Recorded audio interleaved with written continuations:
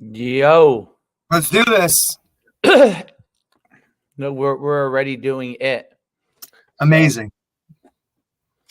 So how's camp going? Day 2, same paperwork battle, but weather's been phenomenal. These guys are spoiled.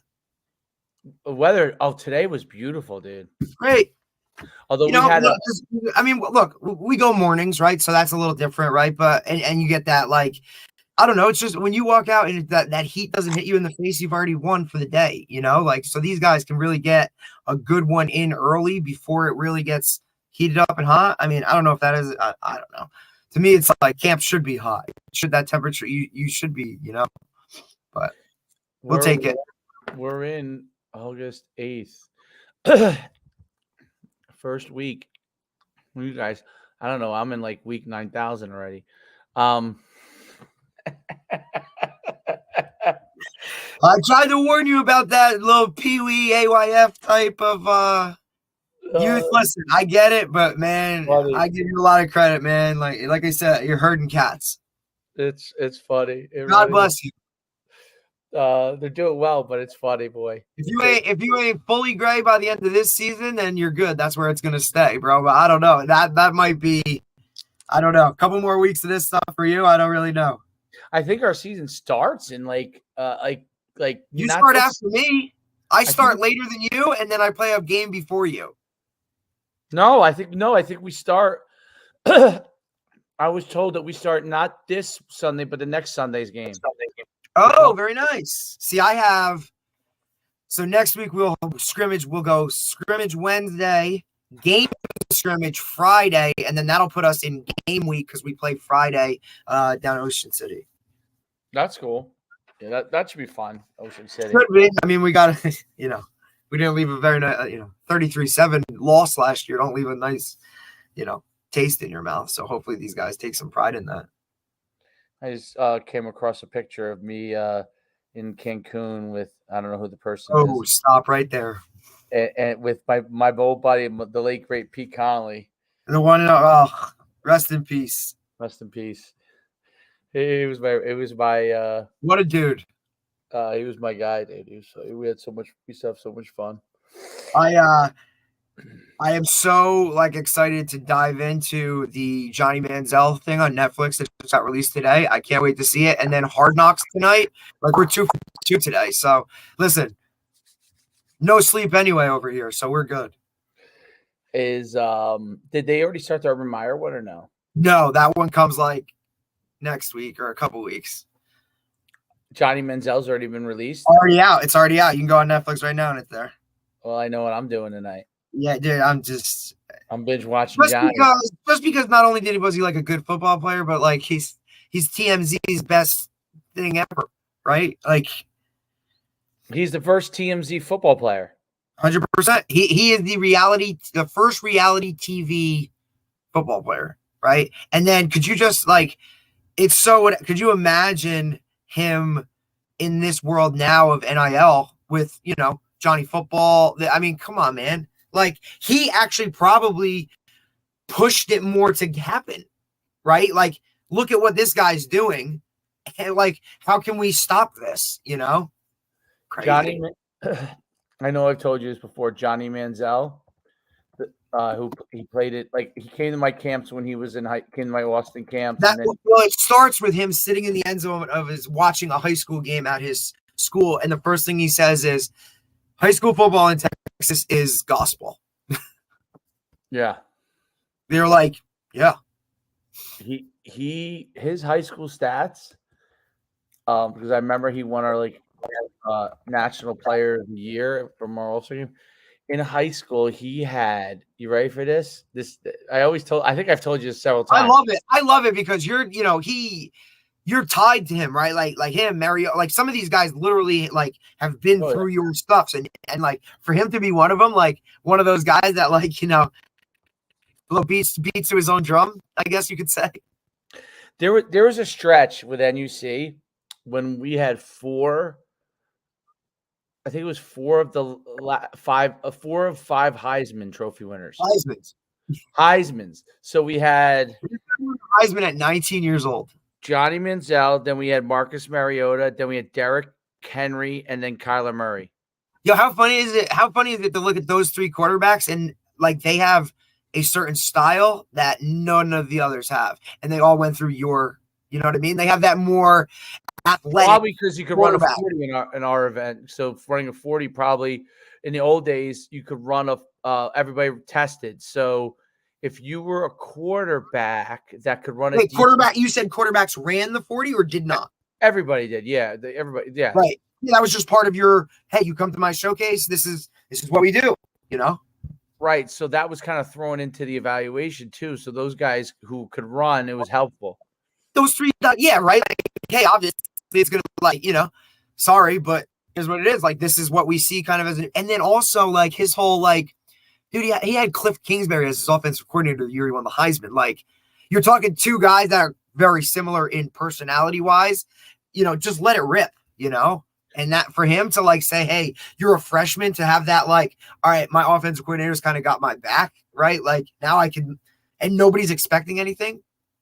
All go, no breaks. His high school senior year, ready? Here's the stats. His senior year, he was 228 for 347 passing for 3,609 yards, 45 touchdown passes.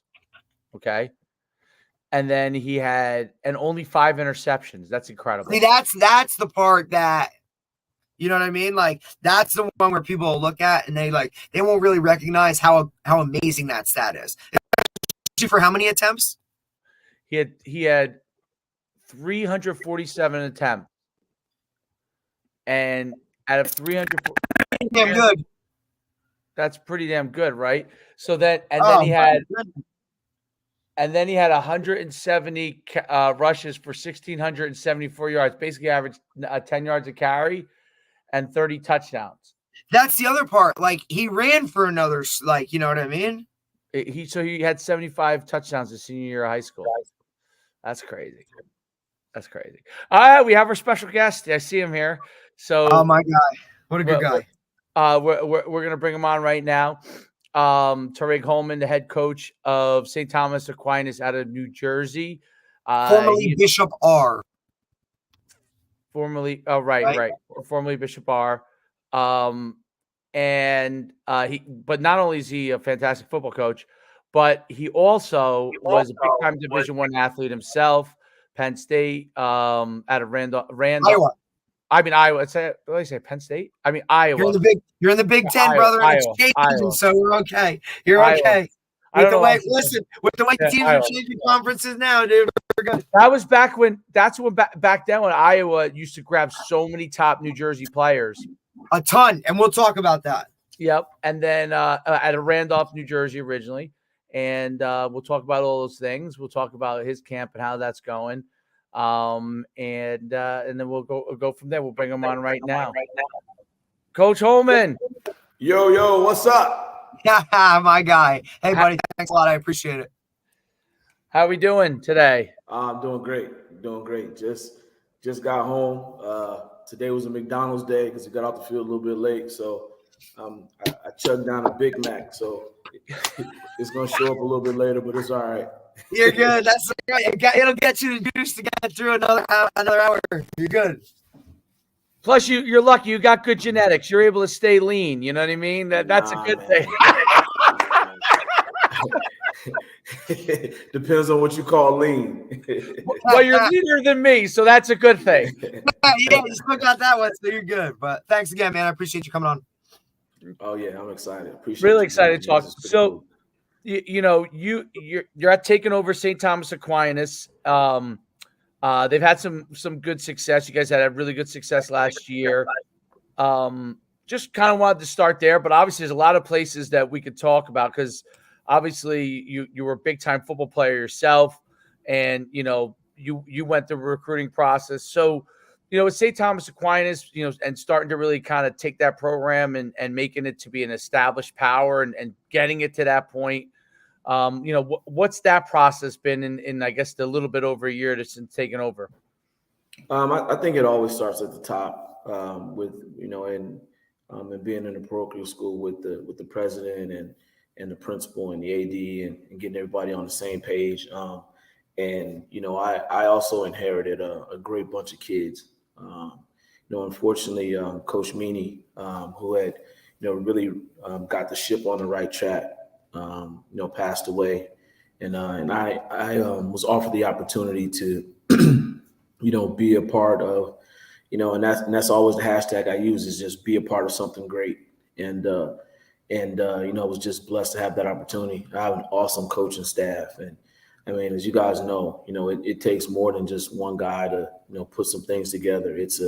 It takes an entire village and community to build and sustain a terrific program. So I've just been blessed to be around a lot of great people and had a lot of really, really good opportunities throughout my playing career, as well as my coaching career. And and St. Thomas Aquinas is definitely one of the better opportunities I've ever had. Tell everyone about your journey. So we talked about it briefly. You played at Iowa. You were a big time prospect coming out of high school. A lot of people. There's a lot of coaches that have not been big time prospects. So how it feels to be a prospect, to get recruited, to go through that process. You're able to advise your players because of that. I think that's an important thing. And, it's something that goes often overlooked, but with coaches, but having that experience, I think it is important because you understand a little bit more of the dynamics that are going on. And you also are able to help a kid understand, hey, you are a Division I player, hey, this is what a Division I player is. You got a ways to go. Tell everyone a little bit of your journey as a player, and then how you started getting into coaching, and obviously we know where you're at now, but tell us a little bit about your journey and where it's taken you. Yeah, I mean, the game of football changed my life. I moved to New Jersey as an eighth grader, and really got lucky to land in one of the top programs in the state at that time, Randolph. I was able to kind of inject myself into the culture that was already there. And I was, being immersed in the culture of excellence that was created there by, having, two Hall of Fame coaches that just happened to be father and son, in Coach Bauer Sr. and Coach Bauer Jr., and being a part of the program that they put together, and coming up and learning how to play football in that program. That became kind of the standard, and what I was used to. And, that's what I thought it was supposed to be like. And so I was, just blessed to have that opportunity and learn the game from some really, really good coaches. Coach Smolin, who, longtime guy up at Lenape, was involved in the Randolph program as well. Nick Diatavio, all these wing T gurus, who, just had the blueprint for success. And I was able to, come up in that program and be around, really a lot of really good coaches, but also have some really, really good teammates. And I was immersed in it, and really didn't start thinking about college football until really my the end of my junior year. What a lot of people don't know is I didn't even start until my junior year of high school. As a freshman and sophomore, I didn't even get anywhere near the field. But the hard work, the diligence, and and having some coaches that continued to push me, and just living out the process allowed me to be at my best when my best was necessary, and luckily was able to to garner some to garner some guys to look at me. And actually my first offer, I'm sure you guys all know the legend at Morris Knowles, Bill Regan. At the time, Bill Regan's college roommate was when he was younger was Lou Tepper. And at the time, Lou Tepper was the head coach at the University of Illinois. And as a junior, early in the season, we played Morris Knowles, and I mean, it was a really, really good game, and I played well. And after the game, I talked to Coach Regan, and he told me that I had a good game, and he gave a call to Coach Tepper, and Coach Tepper hadn't even seen any film on me. He just said if Coach Regan says you're good, you're good, and and I realized that at the end of the day, it's about relationships, and when you look at some of these guys that are playing at the next level too, their careers on the line. The things that they have to do to feed their family is in the hands of teenagers in some respects, and really, really young men. So when you look at the process, their jobs are on the line, and you look at guys that you can trust, guys that know the game, and I was able to have that impact on Coach Regan, and I'm always thankful for him. And one of the things, I think he's been coaching for 100 years, and you go to a clinic, coach another 100. Yeah, and you go to a clinic, and he's sitting in the front row taking notes, learning stuff, and it's those guys that that had really pushed our game forward. I'm eternally grateful to him, and a lot of the coaches that I've had. So that to me was really, really special. That was the first offer that I really got alongside of Rutgers, and took a visit out there. Also took a trip out to Wake Forest. Jim Caldwell was the head coach at Wake Forest when I took a trip out there, and Coach Caldwell went to Iowa. So and also my father went to school in Iowa. My father went to Drake University, and so that was kind of the tie that we had out there. And originally, being from Missouri, having a lot of Midwest ties, it was a perfect landing spot for me. And like I heard you guys alluding to when I was kind of way backstage, at that time, Iowa was really, really getting a lot of top talent out of New Jersey. The Gatorade Player of the Year the year before me, Vernon Rollins, went to Iowa, and he actually was my college roommate. He's one of the best football players I've ever seen. I've never seen anyone tackle people like him. I was like, I want to be on his team, And before him, you had Rashard Carter, who was one of the fastest dudes in Jersey at the time, from out of Passaic. I think Rashard ran like 10.5 or 10.4 or something like that. He could fly. And you had guys like Danon Hughes from Bayonne. You had Bo Porter from Weequahic. You had Bobby Diaco, who's a heck of a player too, and Ferronis and all the other guys that Tony Stewart. Tony Stewart's I was just gonna say Tony Stewart's one of the best football players I've ever seen in my life. And I still see these guys. Scott Slusker. That's right, tight end. And so we were really, really, really tight. And when I took the visit and saw the community, and was able to see the culture that was there at Iowa, and playing for one Hall of Famer and Coach Fry, and Frank Verducci was a guy in New Jersey. Great guy. Awesome coach. Brother writes for Sports Illustrated, and just what an awesome family. And when I was able to come down to make some decisions about where he wanted to go, it was kind of a no-brainer after I took the trip out there and just loved it. And now looking back on it, thousands of years later, I still feel like I made a really, really great decision. I got a lot of really good advice, and I think that's the big thing that made it good. And even with Coach Ferentz being there now, there's not too many players that can say that over 20 years later, your coach is still there. Right. And you're still welcomed home with open arms.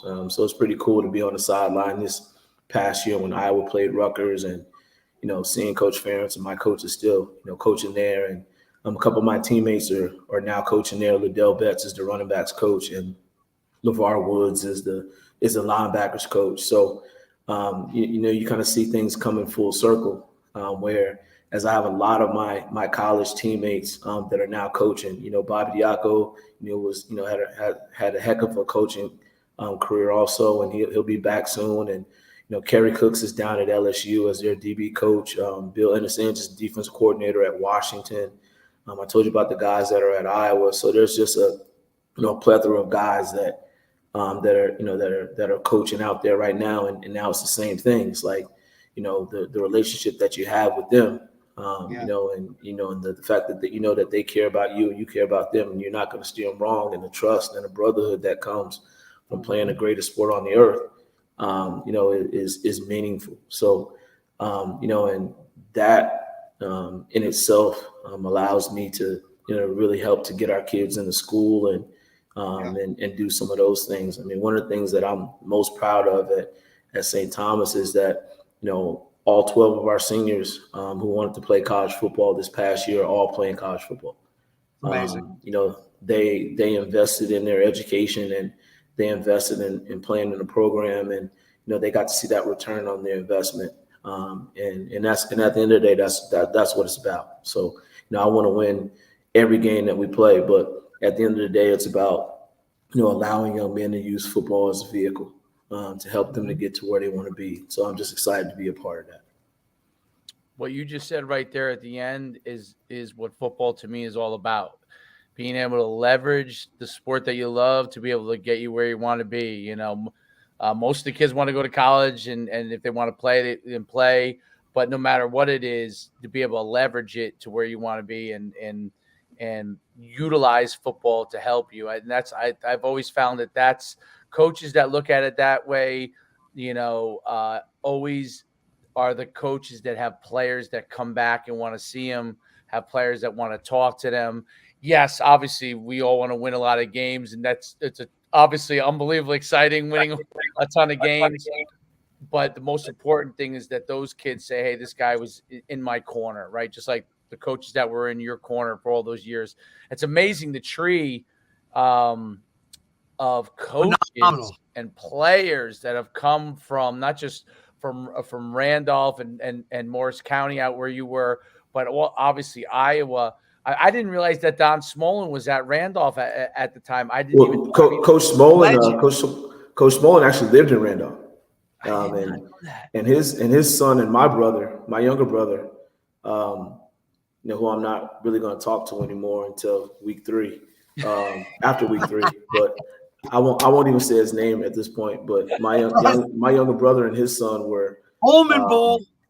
were in the they were in the same. They played in the same team. So okay. I got a chance to know Coach Smolin really, really well. And the thing that I see right now, another thing that I'm really proud of is that there's a lot of guys that that were assistant coaches of mine that are now head coaches. I think that we're up to 10 guys that have been on my staff that are now head coaches, and throughout the state. So I mean, I think those are the important things. Like I said before, when it's all said and done, I think that's the mark that you make on this sport, and that's how you can kind of leave a blueprint out there, and you can really make a difference.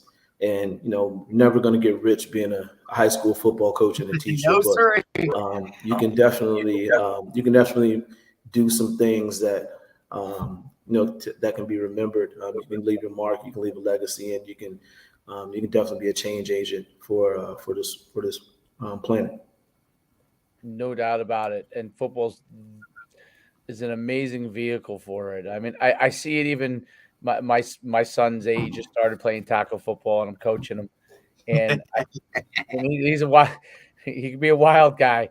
But I've already seen how football just focuses him. Like he's laser focused when he's at practice. Like he's there, and it's like, oh, I've been waiting to do something like this where I can actually tackle somebody, and then I have to lead other people. Then I got to listen. Then I got to work hard. All these different things that are meshed into football with teamwork and trusting other guys, right? And he's already started to mention to me. He's like, oh, this kid doesn't talk to that kid the right way. I said, well, you got to tell him. You're like, you got to tell him that we're teammates. We're on the same team. And you start to notice that, and much more in football, you notice it more than anything else, because what happens in a football team is the team falls apart if it doesn't work the right way. If there's not a mesh, if there's outlier or outliers that don't understand what everybody's looking to accomplish, if it doesn't get put in a right perspective, then the team doesn't succeed, and ultimately everybody doesn't get the experience they're looking for out of the program. So I see it even with him, like how he's like, he comes off practice field, he says, I'm only going to get better and better. I said, wow. And Derek's coached him in a couple of different things, and he's wild, but like in football, it's like, whoa, the kid's laser focused. And it's interesting to see how that's what I've noticed with kids. Like when they get on a football team, they realize that unique dynamic of football, the team aspect, but not just the team aspect. There are other team sports out there, but the fact that you're relying on everybody, right? You really relying on everyone to be successful. I think the big thing, Coach Schuman, and I'm experiencing this as this is going in my 23rd year of teaching and coaching, but I've only been a football dad for about a year, and my son is I just came in the house from coming from my son's practice, and perfect. I think the big thing for me is that I started off by just trying to emulate the coaches that I had, trying to take some things from, Coach Bauer and Coach Smolin and Coach Regan and, Coach Fry and all the great coaches that I've had throughout my career. And then that kind of transformed into, trying to be the coach that I needed to have, when I was in high school. And that's kind of taken another trip now, is because now I'm trying to be, the coach that I feel like I would want my son to have, and I think that's the ultimate, that's the ultimate transformation. And I think that's the big difference. And I think that's the big thing, is just, not being a transactional coach and truly trying to live, as a transformative and a transformational coach is huge. And coaching to kind of save and change lives versus, coaching to score touchdowns, or, coaching to get interceptions and things like that. So I think when you focus on the kids, and, you really try to make it something that's special for them, is so empowering. It's so exciting. It's so much more fun on a totally different level that anybody can understand. But I mean, when you're out there watching your baby play, man, that's a different that's a different kind of excitement, Yep. And so that's something that I look forward to, and that I'm really excited about. I know Coach over there is just getting started, and I'm wondering, how in the heck are you even on this right now? I don't hear any crying in the background. What do you got going on, man? I need to find out how you're making this thing work. Behind every successful man is a woman who can handle business, and I'm fortunate. Wow. Hey, you hit the nail on the head, man. Hey, you got to make sure that she hears that. Smart, bro. Smart. That's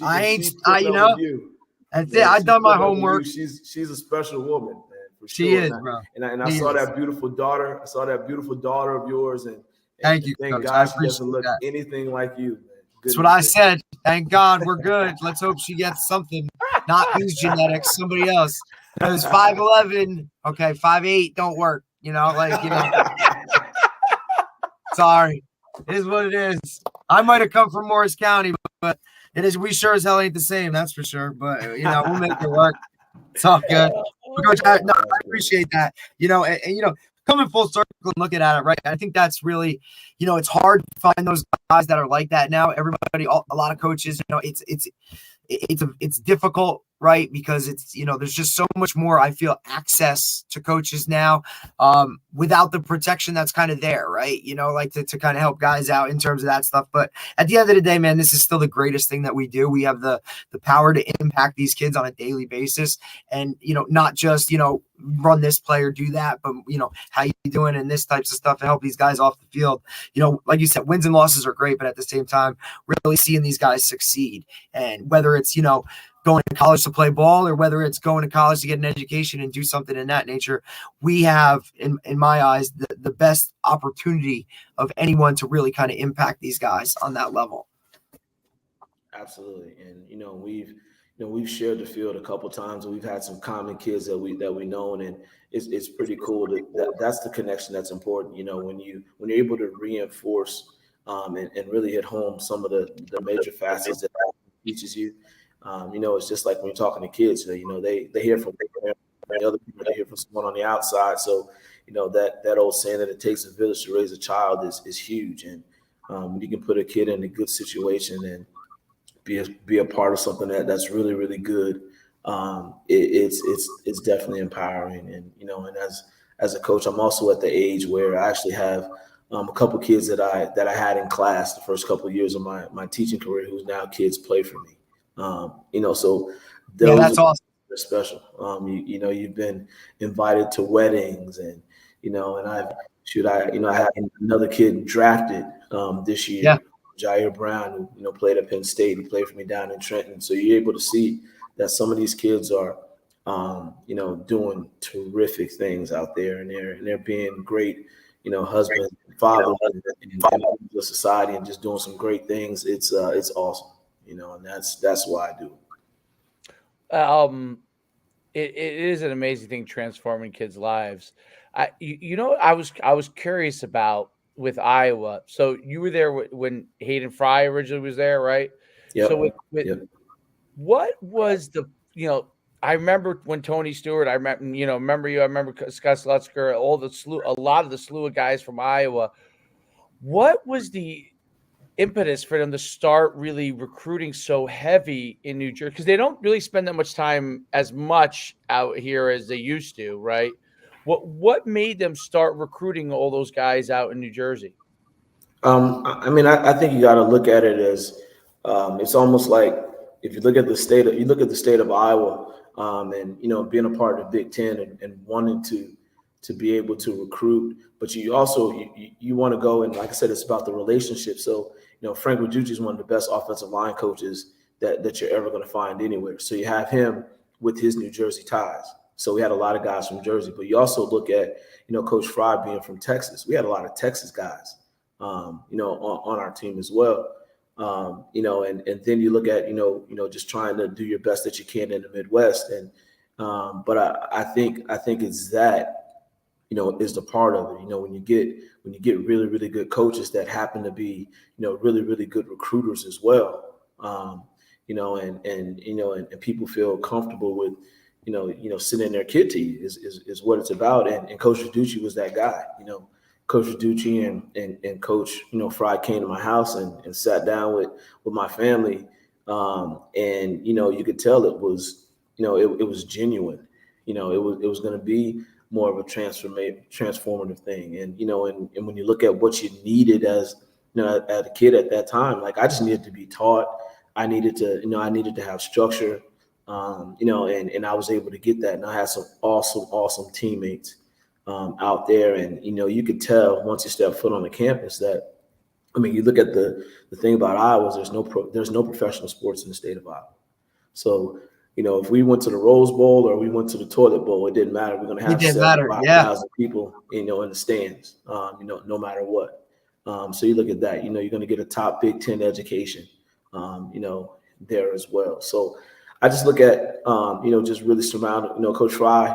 Coach Fry was also a psychology major, and having Coach Fry there for, he was there for my first 3 years there, and I had Coach France my senior year. I don't think Coach Fry ever talked to me about football once, not once, not one X, never.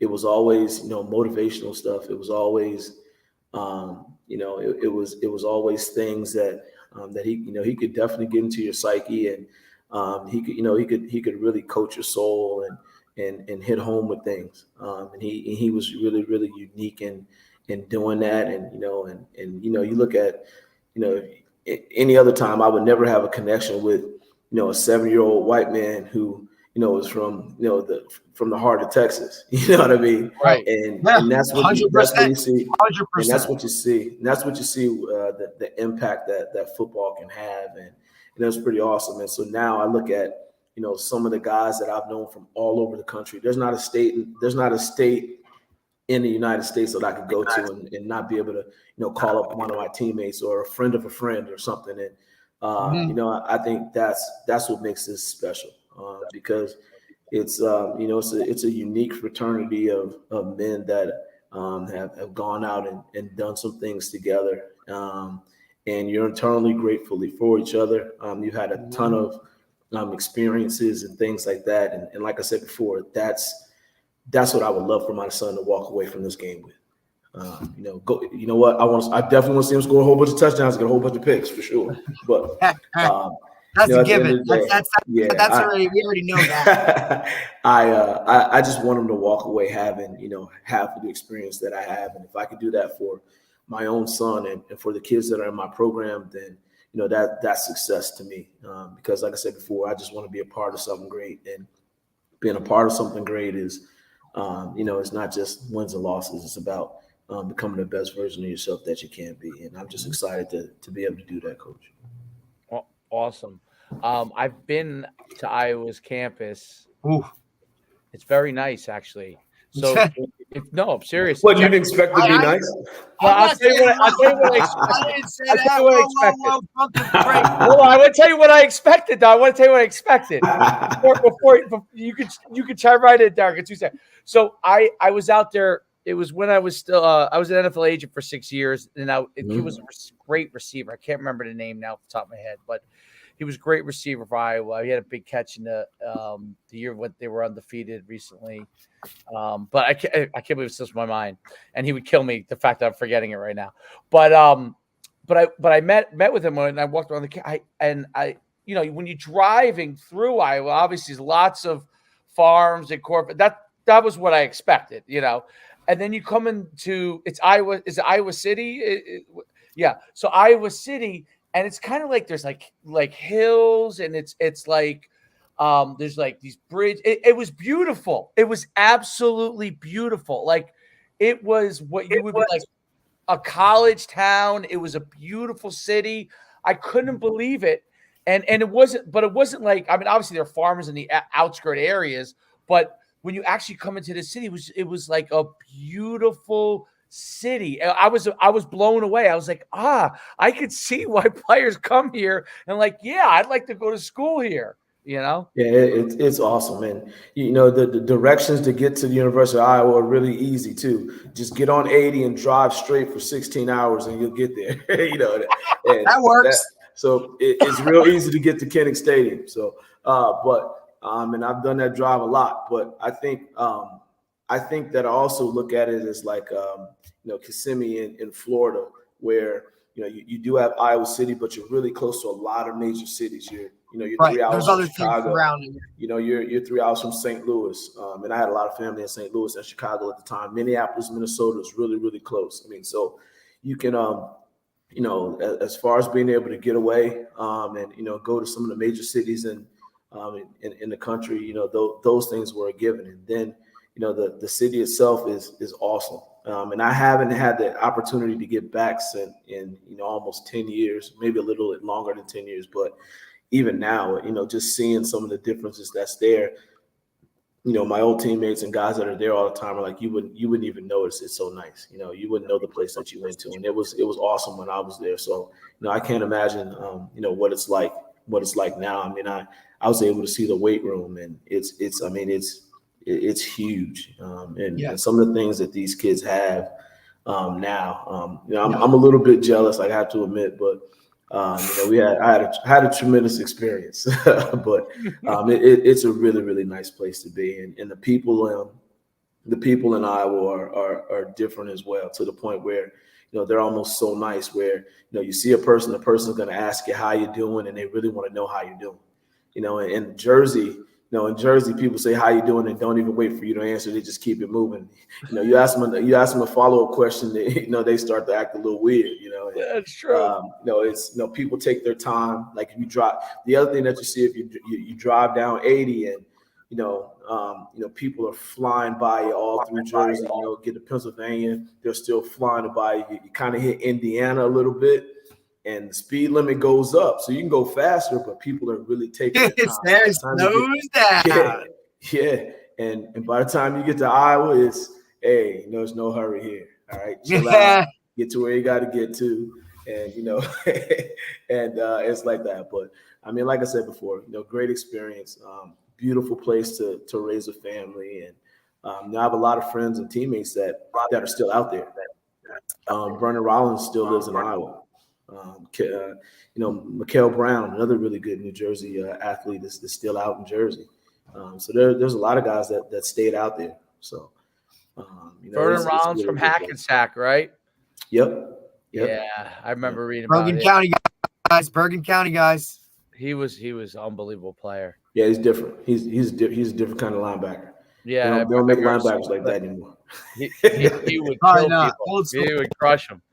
Oh Yeah. my goodness! I remember that they had those good teams, and he was just unbelievable. That was when Hackensack used to have a lot of great teams all the time. That's one of the things, Chris. I think it's like great, right? Like, I mean, you talk about Iowa, right? Like you said, there's no other teams around, right? So like Iowa football is what everybody does. And now with the guys that we're seeing and all the name, image, likeness stuff, do you think that has hurt certain colleges, depending on where they are, or some of that, maybe some of these guys that are traditionally old, like old with that have that winning tradition, but they're not on the cutting edge of this because that's just not how they do things, right?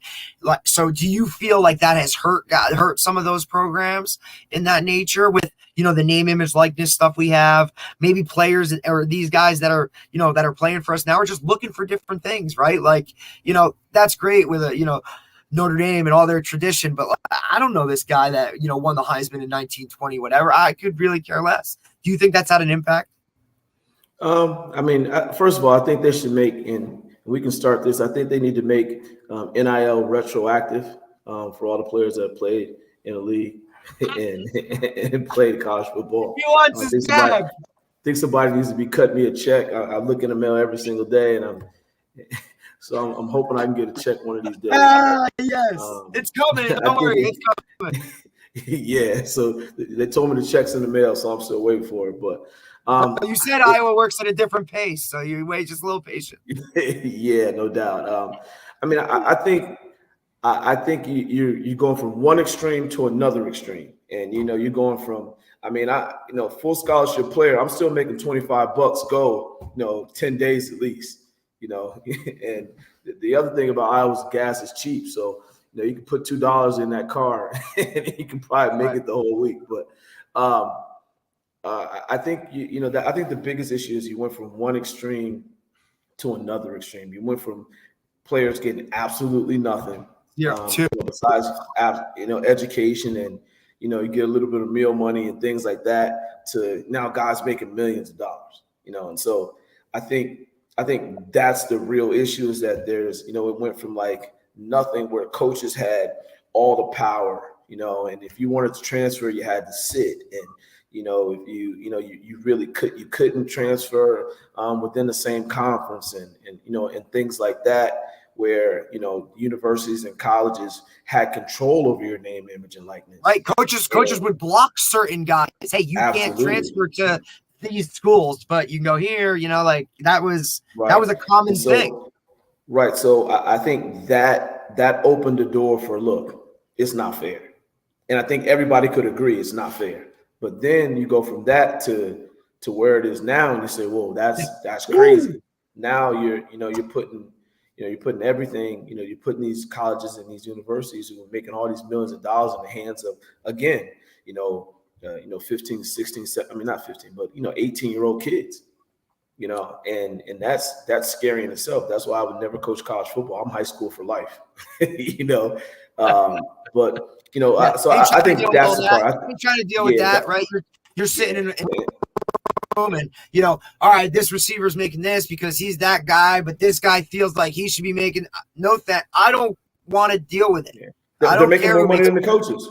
They're making more money than the coaches. Right. But where's my bag, bro? Like I'm sitting here developing you. Each year you sign a new endorsement because we're sitting here doing, we're making that work, and you're driving around in this, and I got this. Like, what are we doing? Yeah. So I think the answer's somewhere in the middle. I think the answer's somewhere in the middle. I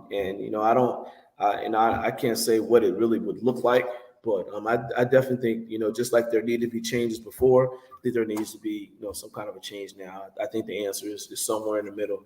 I think, kids absolutely 100% deserve to be able to, make money off of their name, image, and likeness. But, I mean, making $2 million to be the quarterback of, one team, and then, it's just crazy. And even talking to some of these, some of the college coaches, it's, even with the portal and stuff like that, they're dealing with it. Like, there's so much going on that now, like, I have to address, it used to just be like, can this guy play? Right. Or maybe he's got this going on, but now you're dealing with all this stuff. And, we've talked to, you got tampering that goes on. Right. Like, who's using NIL to bring a guy in for a Scott? You got to, oh, yeah, this guy's a walk-on, but he's got, you know what I'm saying? Like, using it that way. And, we talked to Coach Jackson down in West Virginia, and he was dealing with the same type of things, like talking about which guys are doing what and who's kind of where and all the other aspects that now go into the whole recruiting process. And then the transfer portal in general. There's just so many more things that everybody's dealing with on a regular basis. It's hard. Yeah, it's really starting to hurt high school football. It's starting to hurt D3 football and Division II football as well. Just because kids are always looking for something bigger and better, and shoot, now you can take care of your family, while you're in college. So it's different, man. It's different. It's really, really tough. It makes it difficult as a high school coach to get kids to the next level. And so when you're sitting down with parents and you're talking about, hey, we're going to get your kid a scholarship, and we're going to do whatever we can. It's like, it's really hard to keep that promise these days. You really got to work. You really got to know some people and have the network is. I think the network is the part, and I'm not the like this is exactly this is where we talked about Coach Schuman and what he does and that type of thing, and like we said, Coach Jackson at West Virginia, first thing he said, I talk to third-party people all the time. And it's one of these things that I am all for. If you're going to offer a guy a scholarship, I want to know everything about that guy. Whether I talk to his high school head coach, I want to talk to his middle school coach. I'm going to talk to, the lady in the cafeteria, right? So you're doing your due diligence. He was just explaining how now you see those third-party guys come in, and they're such a big part of this process. Yeah. And I think the issue really becomes is, and obviously having been on both sides of it, is that there are guys like you who know the recruiting process and can get guys in great position. And then there are high school coaches who really are like, a lot of times it happens much more because you coach public schools. So did I. Like at public schools, some of the guys you go against, they might be good football coaches, but don't either invest in the recruiting process or don't understand it. It's usually one of the two, sometimes both.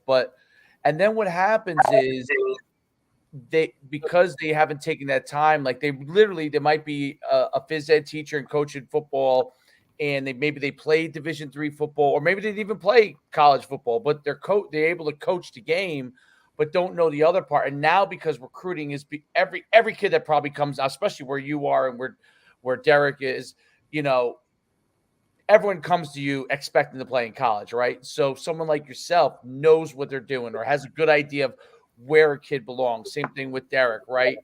And you could point them in the right direction if there's somebody else that they should talk to. But then there's so many coaches, and I think the onus falls a little bit on coaches that even if you don't have that experience to try and learn it, but that part of the process, you have to come as a coach ready to go. Like if you come as a head coach, you have to know, and even if you're at a small group 1 public school, which I coached at back in the day, right? Yeah, I did. But out of that school, Steve Maneri played 5 years in the NFL. Steve Bahar played 2 years in the NFL. Stephen Longa played in the NFL for 5 years. And that was out of a Group 1 high school. And so I was a coach there, and the guy who was after me, even though he didn't even play in college, learned from what we did, right? So he was able to help his kids. And I think that's an important thing the high school coaches have to do, because college coaches are going to find the kids. That's because they'll lose their job, right? They'll lose their job if they don't find the kids. You talked about it, right? Like their livelihood, putting food on the table for their kids, depends on an 18-year-old kid performing in a game, doing an activity, right? Yeah, I think it's the process. When a head coach gets a job in high school, what's the first thing you think about? All right, what offense and defense am I going to run? Right. And that's the first mistake, and Yes. Furthest thing from that's what's going to be the issue, buddy. Yes, you have to surround yourself with some really, really good guys. I mean, you have to, and it has to be important to you, and you can't look at coaching football during the season. That's the part that takes care of itself, really. Absolutely. The fall takes care of itself, and if you do the right thing, if you do the other stuff right in the spring, and that becomes the easy part and the fun part. But the work truly happens, as soon as you collect that equipment. That's when the job really starts. And if I'm evaluating like a coaching job, like that's where you want to start. It's like, all right, when I collect this equipment, all right, this is what I'm doing. Making sure that your kids have a plan, and that plan has to take place, before. As soon as their sophomore year is up, and so you meet when we're talking about the plan. You're getting their grades together. You're seeing the classes that they're taking, and just like in a couple of days, the Common App goes live for this year. So my kids are writing essays. They're like, shit, I mean, shoot. They're good. I'm supposed to be this ain't one of those, buddy. I'm supposed to be, playing football, and coach got me writing an essay about why I want to go to college. Well, it's something that's important, and so I think it's about prioritizing, and that's what we do within our program. We prioritize academics over athletics, and and the reason you have to do that is because if you take care of that part, you have more time to focus on athletics anyway. So, absolutely. It's about putting a really good plan of action together. Looking at all your resources, finding good fits, and then you also have to make sure that you're being honest with college coaches as well, because when they come and they get one of your kids, and that kid doesn't pan out to be who you said he was going to be, it falls on you. So, good point. I think those are some of the things that are really important too when you're looking at the process. But how do you advise your kids, like where you think they belong? Because that has to be, especially at a parochial school where every kid wants to go the highest level they can. How do you advise your kids, your parents? Like what kind of stage do you set with them in preparing them about what level they should start to think about and so on? Great question. I mean, I think you start, again, like I want everybody to have top-notch academics. And so that's a part that all the kids can handle, right? You should be able to be a top-notch student. And if that part is taken care of, then you say, okay, it starts with your measurables. You're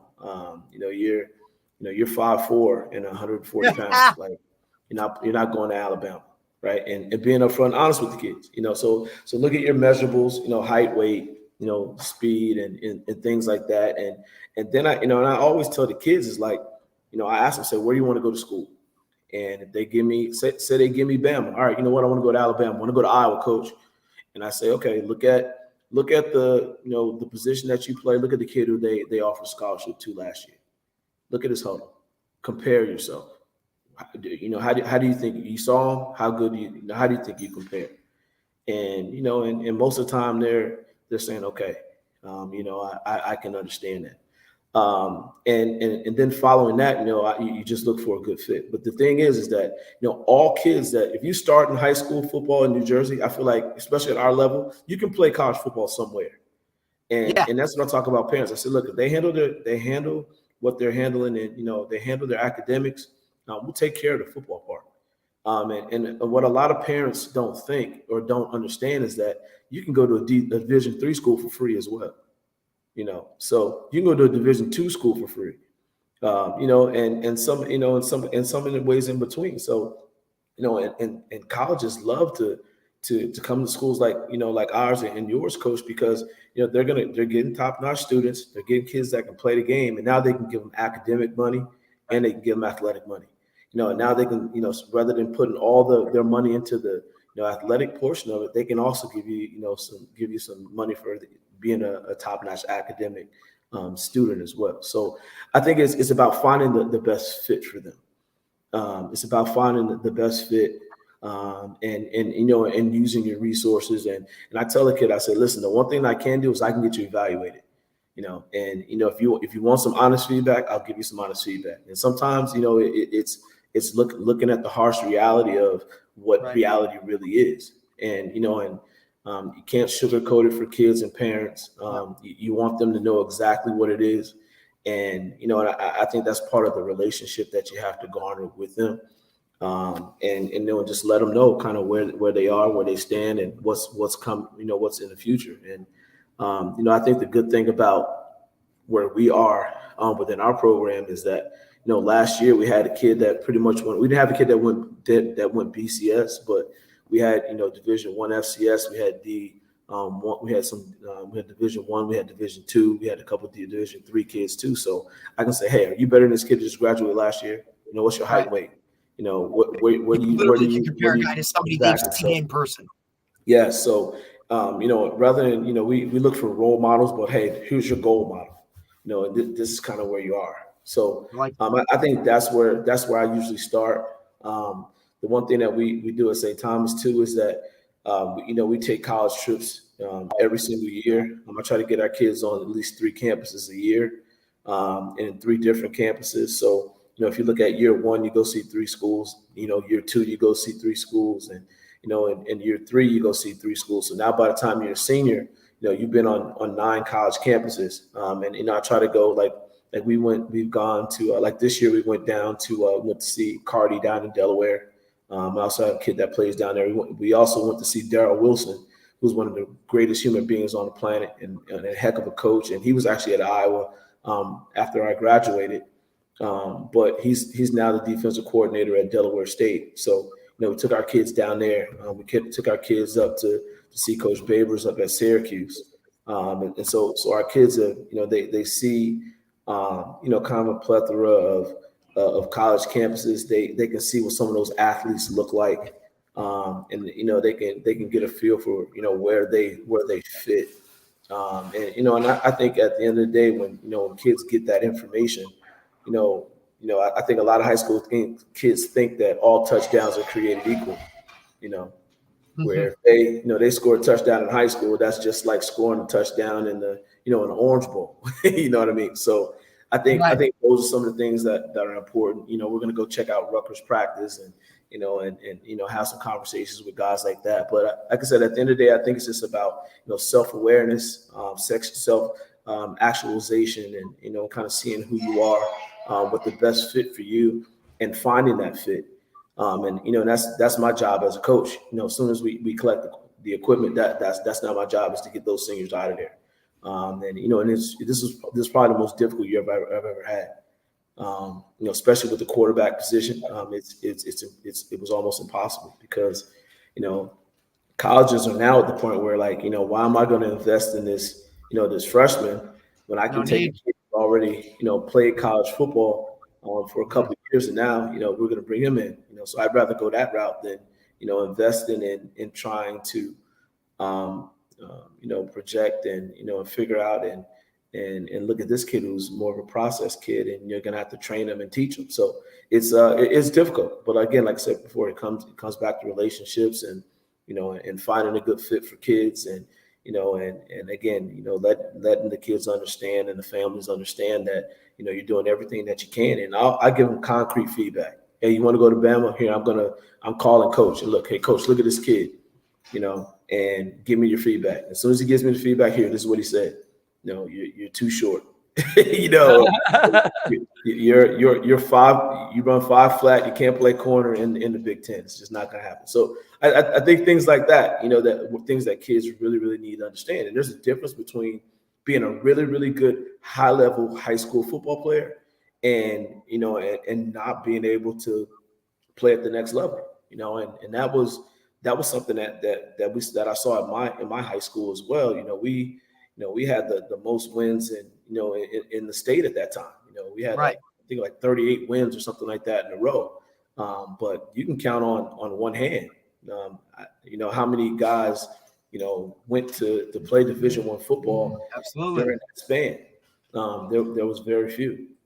And I don't That's think something we talk about, that's so crazy. That's something we talk about as well, right? I mean, we see it, all the time. Is have realistic expectations, but also like, what are you comparing it to, right? And that's where we have to educate our parents a little bit and kind of humble them a little bit, and understand, hey, Johnny's really good in his youth little whatever league in Randolph, New Jersey, but if we're going to take a step back and look at the big picture, where does he really stack up? And I think it's something now with the way social media is and the way just kids all are more expanding and doing more things outside of their tight little, bubbles. Right now you can see, do I really stack up?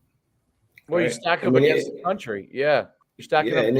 And I think also the thing that, just like when the kids coming from playing youth football, to playing high school football, it has to do with, all right, you're way ahead of, the curve as far as your size, speed, and strength. And especially when we talk about young boys, they mature at different levels. You know what I mean? And I think in the past, one of the things that made New Jersey football players, very highly sought after throughout the country was the fact that they're still malleable. I can recruit you from New Jersey, bring you into my school. Your ceiling is going to be through the roof because you're going to get so much better and throughout the course of 4 years that it's going to be great.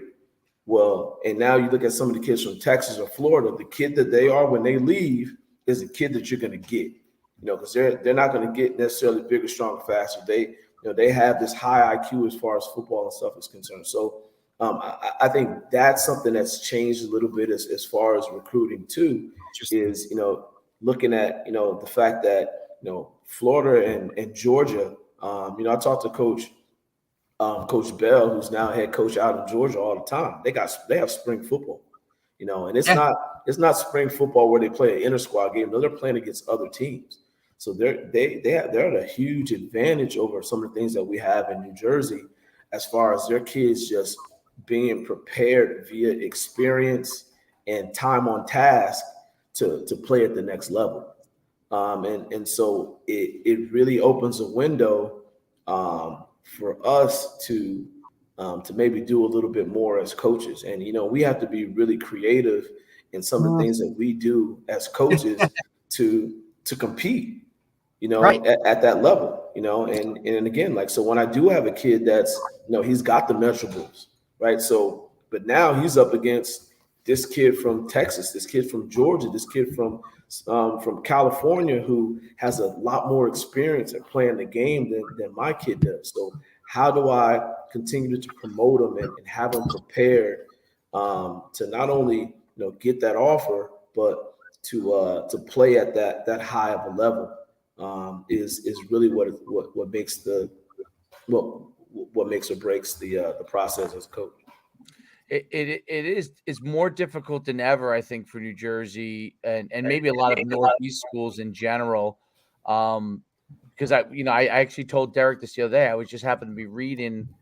I was reading one of the preseason magazines, and they had the top 300 players from 2023, like rated top. There was only one New Jersey kid in the top 300. Like even as a kid, I remember you'd always have 10 kids from New Jersey in the top 300 at least.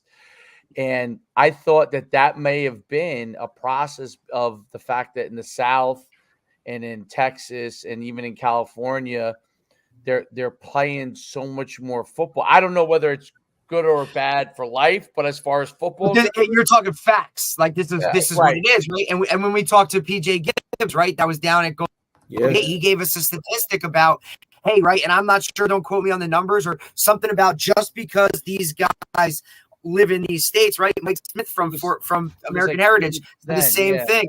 It was like the percentage of just them doing more football in the spring, or the more of the time that they're allotted than us, raised their games. And like you saw, it all correlated to more time meant better play, higher level play, all of that kind of stuff. So yeah, I mean, you even look at the spring, like, so going into your senior year, it's still a guess with our kids. It's a guess with our kids from New Jersey.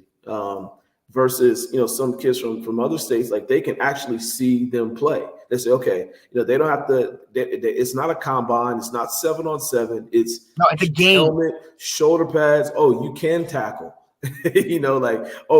we do see your game speed and how it transitions. Right. And, okay. I can see that. So if you talk about like these coaches that have a ton of pressure on them who, look, I have to win, I'm on a hot seat. Got to feed my family. So I'm choosing between this kid and this kid. Well, hey, I'm going to go with the things that I know. I'm going to go with what I can see, rather than what I can guess. And so that kind of what makes it a little more difficult for us. And, like I said before, we just got to continue to be creative with things that we can do to prepare our kids to play at the next level. And again, like I said, it comes down to relationships and rapport and really, just promoting them the best that you can. No doubt. Coach, thanks so much for being on. We've definitely taken way too much of your time. An hour and 6 minutes. But I appreciate it. No, it's been great having you on. Definitely want to touch base with you, in the season or postseason. And best of luck in camp. I know that. Well, it's not the grind that it used to be. So at least. Close. It's one practice, but it's a different kind of grind. It's still a grind, though. Yeah, it's harder to teach. It's got to be harder to teach. It has to. It has absolutely right. It's how do I fit all of this in when hey, I'm opening up in 2 weeks, like right. Yeah. I'm scrimmaging this guy, and then I'm game scrimmaging on a Friday, and now we're game week. Let's go. It's crazy. It's crazy. Yeah, that part's definitely harder. Well, Coach, thanks for being on, and we'll see you real soon. All right, Coach? It's been an honor. It's been an honor, guys. I appreciate it. And, as always, it's always great to talk to you guys. Coach, I'll see you in that first scrimmage. And everybody, can't wait. I'll see you soon. Coach Schuman, take care. All right, guys, take care. Day. Bye-bye. Thanks, man. All right, that was great. That was fantastic. Really I'm glad we got. I'll tell you. It's funny when you get to like 10 o'clock. When you're coaching, you start to get tired. It's funny. It's amazing to be able to get in and have the conversation we just had late night. Which is it just shows you what type of guy he is. What he's all into this, right? He's got a dog, he's got kids, right? Like he's got all this, and still amazing. At the end of the day, I love this so much. How can this is going to help me with my kids, or there's something in his mind that said by doing that, right? Talking about networks, right? Like, hey, I know these guys in the future. Fascinating. And he does a lot with a lot. Right. And we didn't even get into half of, the stuff that he has in terms of where he's been along coaching wise and, some of his vision. He does a ton with the New Jersey Minority Coaches Association. Right. He's big with that. Listen, when he talks about relationships, there's not one guy in this state that when you mention his name, somebody doesn't say something good about in terms of what he does beyond the coaching stuff, right? He's coaches in North-South game. He does all. He's at all our New Jersey Coaches Association, usually taking on stuff that he doesn't have time for, right? And I believe he's a track coach too. So there you go. I was really. I didn't know that. Come on, man. He can run corner at Iowa. I know that, dude. I know that. Well, Iowa used to. They used to crush Jersey, come in and get everybody. I remember first guy I remember was Tony Stewart. That was the first guy I remember. But obviously there might have been guys before. But Tony Stewart, because I think there were some Red Bank guys that when I was looking at the history when we were there, really went there to Iowa back in the day or something. Okay. I think maybe Trusillo possibly, right? But you just knew like Iowa. Well, even I can remember growing up. I can remember Iowa and guys. I'm trying to think. So Hayden Fry. Like with Tony, so I knew who Tony Stewart was because Tony Stewart was a great hurdler. That's what the event I did. And Tony was he probably was like a senior, maybe. I don't know. Maybe I was a freshman, or maybe it was like I was in 8th grade or 7th grade. But it was around that time period. I remember how good he was from Union, Tony Stewart. Okay. Yeah, big school, big, like a lot of tradition. And then Scott Slutzker, was from Hasbrook Heights, small school. So Yeah, and but obviously, winning tradition. right. Well, they were, yeah, they had a big winning tradition. They were Oh, I pretty don't know. good. I mean, I'm just going That off team what might I have know. won. That team might have won. I mean, he was gigantic. He was like 6'5". And obviously, Coach Holman, player that have Vernon Rollins. It's interesting. That was his roommate. That was I would have How loved crazy is that? How crazy is that? So Vernon Rollins, I must have And you been. talk about, the relationship that you can look. He hasn't been back to Iowa in 10 years, but he still has a relationship with all those guys that, and he talks about that, right? Like, Look so up that's Vernon Rollins when you get a free moment.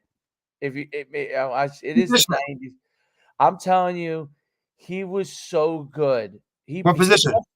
What's that? Linebacker. What position did he? Oh, he's a back. Oh, that's it. Yeah, he said he guys. I've never seen a better linebacker in my life. He played for Toll. Okay. Oh, there you go. So I knew he could hit. Vernon Rollins, they used to say, would crush people in high school, and And he went to Hackensack. That's when Hackensack was. I'm almost certain he played. He might have played on Toll's first or second team, like one of the early ones. Well, if he didn't play for Toll, then who did he play for? Mielo? No, Mielo, believe it or not, was like I want to say the 70s to the early 80s. Yeah. So Mielo goes back pretty far. The only reason I know that is because one of the guys who used to help me with my camps back when I first started, we're talking about 2002, was a guy named Dodie Donnell. Yeah, a guy named Dodie Donnell who played it in Nebraska. Was a fullback in Nebraska. Nebraska. Coming back, bringing him back. And he passed away, Dodie. But Dodie's coach in the 70s was Mike Mielo. So that's how I knew he was at Hackensack in the 70s. So anyway, that's that here or there. But great conversation. And let's get out of here. And sounds good. Always another good one, Coach. I appreciate it. Thank you.